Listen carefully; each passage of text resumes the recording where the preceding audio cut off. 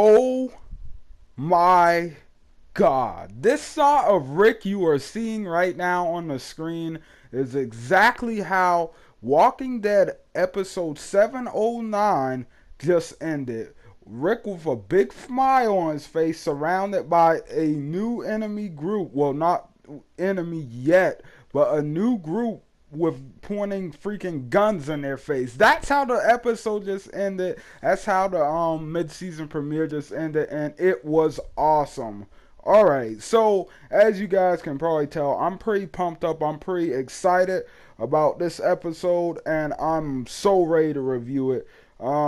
I'm not really going to go over everything that happened this episode. I'm planning on doing some smaller videos throughout the week about all of that. So if you're interested to see anything I might not cover in this video, just keep an eye out for it. It might come out later. But anyway, getting into this episode, God, there was so many awesome things in this episode. It's just like impossible to even go through everything in the next 15 minutes. But yeah, so the episode starts off, we see Gabriel, and I think it's going to be the same thing as the little scene where we see the dude looking at Gabriel through the little, I forget what you called him, the little telescope thing or whatever. I totally forgot what you call those binoculars. That's what they're called, freak.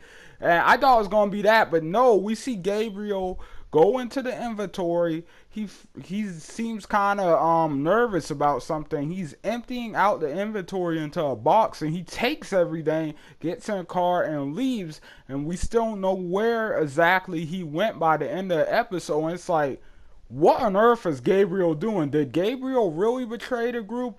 Like Rick said, it doesn't look like he did. It looks like he has a plan. I just assumed that he was taking the initiative. I just pronounced that horribly. And he was just, getting the food and supplies out there. He was trying to store it, hide it from the saviors for in the future. I thought that's what he was doing, because I assume Rick told him that they're going to be fighting the saviors. Like, I mean, Gabriel kind of became one of Rick's right hand mans, so I assume he knows. But anyway, moving on to some other cool stuff in the episode. So the episode pretty much picks off where the last one left off. They're having a meeting with Gregory. Of course, Gregory's being a little punk, and he's like, no way, I'm not fighting the saviors. He gets Maggie's name wrong again, which was funny, because we all thought we were past that by now, but apparently not. He's back to his old ways again. And everybody's just really pissed at him, and they just walk out because, he asks them to leave. He even tells them to go through a back door and stuff. But, surprise for them, when they get outside, some of the people from the kingdom, Enid actually told them about the plan to fight the saviors, and some of the people from the kingdom actually are lined up outside already waiting for them to come out because they want to volunteer, which is awesome. That's great. They have more people now, but it's not enough yet. So they instantly go for the kingdom. Jesus finally tells them about the kingdom, and they're on their way. They go there. They meet Ezekiel, they meet Richard and everything. And it's just really cool seeing the group react to the tiger and everything. Like, everybody's just kind of standing in the back, and Jesus is like, yeah, I forgot to mention, and Rick's just like, yeah, the tiger. We kind of see it. But yeah, anyway, Rick makes his plea to Ezekiel. We even get to see where the title for this episode fits in, with the story with the rock in the road and stuff, which I really liked. I thought was a clever way to do it, and an even more clever way for Rick to try to convince Ezekiel to help them. And man, they are just, you could tell there's just so much underlying stuff that's being built up for the future going on in this episode. But man, like, there was just so many small things mixed with big things. Like, it was just impossible to process everything. But yeah, we see Morgan, kind of going back into that idea everybody hates by this point. All life is precious. We should try a different way. He was like, maybe we should just try to capture Negan and see if that works. So it's nah, bro. That ain't about to work. Even if you capture Negan, you're still gonna have to mow down like a ton of saviors to even get close enough to him to do that. Cause as we see, he doesn't really go many places except, with Rick at the beginning of the season without a freaking big army behind him or whatever. So there's no way you're doing that. Even though, little spoiler warning, that actually does happen in the comics, but on the show we don't know if that's going to happen yet. And I'm not saying they beat Negan by capturing him. Somebody actually does manage to get a hold on Negan for a little second in the comics, but it ends pretty quickly. So just be warned about that. But anyway, so yeah, that was the first part of this episode, and they're trying to convince freaking Ezekiel Morgan is like all life is precious again, and it kind of shows like Morgan. Like I don't know if this is what everybody was talking about with someone betraying the group. I don't think it's Morgan quite yet. It might, I guess you could say it definitely is, but I think it was more leaning towards Gabriel there. But this was kind of a blower group because Ezekiel definitely probably would have said yes if Morgan kind of pushed them in that direction. But Morgan's thinking about how many people are going to die and all that kind of stuff, which is smart, but at the same time, you're going to have to fight this battle eventually, whether you want to or not. Tensions are building. And, so Ezekiel says, wait till morning, I'll decide then and all this stuff. And we get to see some really cool scenes with Carol and Ben. I couldn't remember his name like in a few episode reviews ago, but I remember it now. Ben. So Carol runs into him in the woods, or they run into each other, and they have this cool little dialogue scene where Carol kind of gives him a few tips about being outside alone, how he shouldn't be doing. She asks him about why he carries extra stuff for people in case they need it. And he gives a pretty down to earth answer. There's not so many of us left out here. We gotta look out for each other.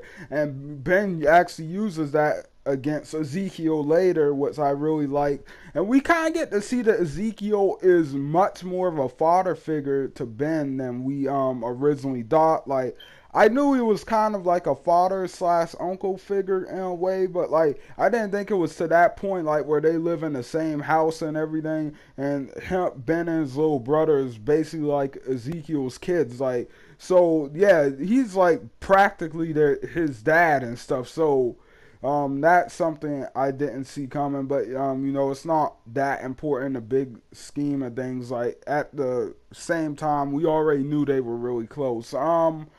But yeah, Ben talks to Ezekiel. He tries to convince him.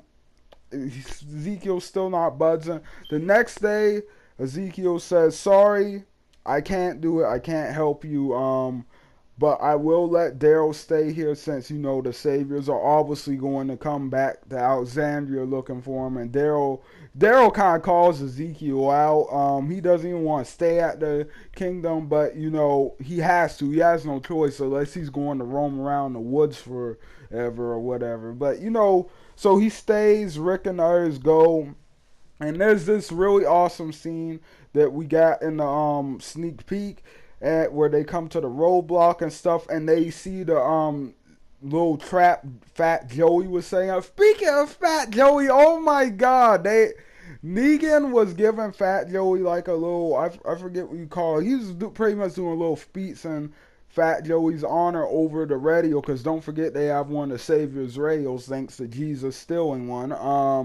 But Negan's giving a little speech for Fat Joey after finding out he's dead and stuff. And it was just a funny little moment, I thought. I loved the speech. But anyway, like, so they want the C4, they need it, so they devise this plan. They're going to what you call it, disarm it. Yeah, disarm. They're going to disarm everything, and then they're going to go ahead, take it all out, and just take off. Even though the saviors might notice that all their C4 is gone off the trap. So pretty much, like, while this is happening, a herd of walkers is coming, and oh my god, I know everybody had to be losing their minds, like I was, when they saw freaking Rick and Masone mow down that crowd of walkers with the cars and the wire in between. That jump was awesome.